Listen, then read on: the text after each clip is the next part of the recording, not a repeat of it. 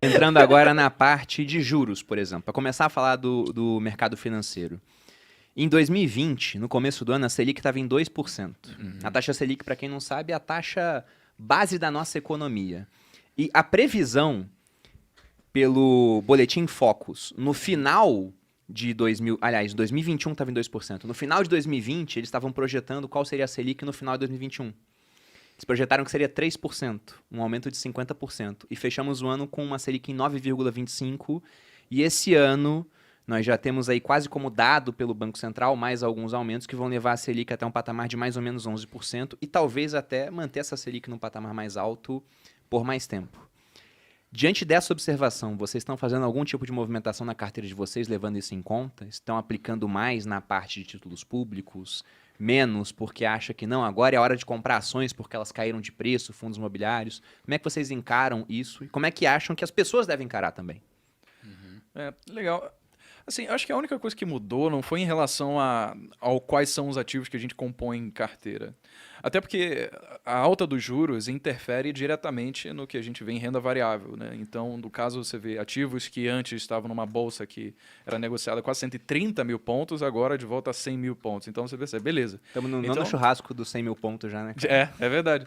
Então, desde 2018, né, que eu acho que foi a primeira vez que bateu, 2019 que bateu 100 mil pontos. Então, assim, é meio que como se ela tivesse andado de lado durante todo esse tempo. Mas será que não houve evolução durante todo esse tempo? Então, assim, pode ser que faça sentido usufruir dessas grandes taxas de juros para, caso você seja mais conservador, alocar seu patrimônio em renda fixa, porque de fato você vai conseguir ter investimentos que vão conseguir gerar uma renda que talvez, né, nos anos anteriores não seria possível em renda variável. Por outro lado, a gente acaba estando num momento que é pertinente de você aproveitar alguns ativos que estão negociados numa bolsa a 100 mil pontos. Agora, será que isso daqui interfere no quanto você aloca a sua carteira de fato? Você, por exemplo, mudaria se você tem um ativo em renda variável numa bolsa a 100 mil, a 120 mil? Acho que se você aloca o seu patrimônio de forma diversificada, descorrelacionada, não. Então, no caso, acho que o comportamento seria mais de, talvez, em momentos de incerteza, acumular uma quantidade um pouco mais de caixa, mas para depois usar esse caixa para comprar os mesmos ativos que você já tinha antes. Porque se você vai ter renda variável ou não, acho que vai muito mais do perfil. Se você é mais conservador ou se é mais agressivo, versus, será que eu tenho que mudar agora toda a minha carteira para aproveitar as oportunidades? Porque é o que o Thiago falou no começo, assim, é muito incerto de você saber acertar ali, o que vai acontecer, sabe? Então, tem até um ditado que, se não me engano, foi você que falou, o Perini, citando outra Deve pessoa. ser do Seneca, mas continue. Não, eu acho que não foi. Mais dinheiro já foi perdido em pessoas tentando acertar crises. É o Peter Lynch. Peter Lynch, boa. Do que qualquer outro. Então, acho que é muito disso, sabe? A alocação não muda, porque se você usa um método, qualquer que seja 25, 25, 25, o Thiago fala bastante, seja você comprar vários ativos absolutamente descorrelacionados, inclusive ouro, sabe? Essas coisas que não tem... não tem confluência entre si. O que vai acontecer naturalmente é que você vai estar protegido, né? E aí o que pode acontecer é, caramba, eu tô com caixa no momento de crise, para que quando eu souber o que fazer com o meu dinheiro, quando, sei lá, eu vi um puta jogo play to earn, que realmente é maneiro e que vai ter lastro, aí eu posso saber o que fazer com esse dinheiro, sabe? Então acho que é ter uma percepção mais de, cara, eu já investia antes e eu vou manter isso aqui, ao invés de eu vou mudar completamente minha carteira agora para aproveitar um momento incerto, porque, cara, incerteza sempre existiu no Brasil, sabe? É meio que sinônimo da nossa nação. Citando o Pedro Malan aqui, que inclusive está gravando pra gente na Finclass, né? Faz parte do documentário. No Brasil até o passado é incerto. A gente não sabe nem o que já aconteceu, né? Sempre dá Você uma não vai mudadinha, mudando né? um pouco a história. Pra melhorar Mas no alguém. seu caso, então, Breno, você está mantendo o mesmo planejamento que você tinha antes, basicamente, é isso. No meu caso, especificamente, o que eu estou fazendo é levar mais dinheiro para dólar. Então, assim, a mesma estratégia que antes eu colocava aqui no Brasil é basicamente me expor mais a dólar. Mas são por vários motivos, não só em relação à instabilidade política, leis de propriedade privada e mais gestão E não é algo para esse ano específico, é Não, estrutural. É estrutural, porque, cara, bem ou mal, assim, realisticamente, a gente consegue assumir que se Lula ou Bolsonaro for eleito, ou qualquer outra pessoa, que isso vai resolver todos os problemas do nosso país? Não. Então, se provavelmente não, então a gente vê que os problemas vão continuar.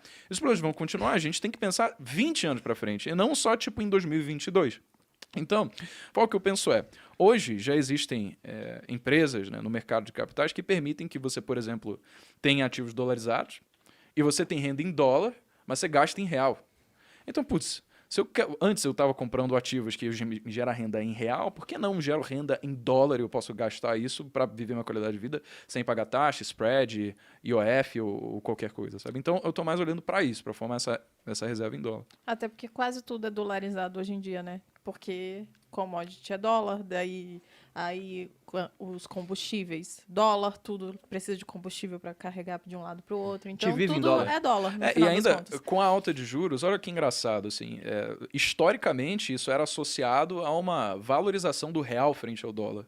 Mas a gente não viu que foi isso que aconteceu, né? A gente passou 2021 com muitas medidas assistencialistas, com uma incerteza do mundo inteiro em relação à alocação de capital em países subdesenvolvidos, isso criou uma evasão de dinheiro. E pela lei da oferta e da procura, quando você tem muita busca por dólar, ele se valoriza em relação aos países que não têm uma moeda tão forte, né?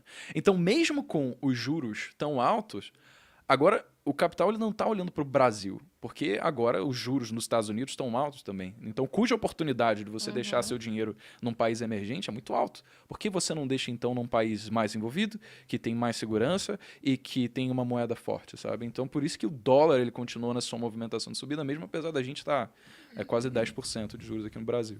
Não, até o Thiago me mandou aqui uma relação com a taxa Selic ao final de vários anos desde 2002. Lá em 2002 a Selic acabou em 25%. Mas o engraçado é que a Selic chegou a subir no Brasil já na época do Plano Real, naquela época onde havia paridade, onde $1 era igual a R$1, ela chegou a subir acima de 40%. E aí quando passou a eleição, magicamente passou a eleição, baixaram a Selic e aí acabou aquela paridade. O dólar subiu muito em relação ao real e desde então foi quase um caminho, como você disse no começo, ininterrupto, onde era $1 comprando R$2, daqui a pouco ele compra 3, 4, 5. E quando chegou a 5, quase 6, o pessoal falou, porque a Selic está muito baixa. Só que a Selic agora está muito mais alta do que antes e mesmo assim o dólar está em patamares muito próximos das máximas que ele teve em 2020, né? Pois é. Quase chegando a 6 Então, reais. não é só a parte dos juros em si. Isso é estrutural. Se eles crescem mais do que a gente, se eles têm menos inflação, provavelmente essa disparidade ela vai continuar aumentando ao longo do tempo.